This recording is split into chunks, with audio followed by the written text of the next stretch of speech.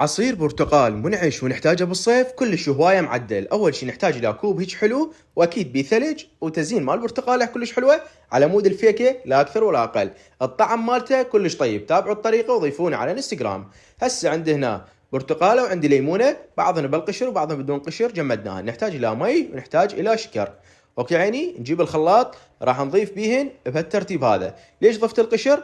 على مود ينطيني لون مالته كلش حلو ويعزز عند النكهه. تقولون يعني يصير مرار، صح يصير مرار، لكن نسبه قليله جدا جدا. من تضيفون الشكر راح تبدي تختفي عندكم تلقائيا، والحلا حسب الرغبه مالتكم. وصار بهالشكل هذا، والجماليه مالت العصير كلش خرافيه. هنا هسه عندنا هذا المصفي، اوكي عيني، راح نفرقهم بيه، والمصفي موجود هم وياه على مود يصفوا. صار بهالشكل. طبعا دمرت الدنيا لا تباوعون، ماكو مشكله. هسه بهالشكل هذا ناخذه ونخليه بالدولكه او الصراحيه، ماكو اي مشكله. تمام عيني، تابعونا وتعليقاتكم الحلوه.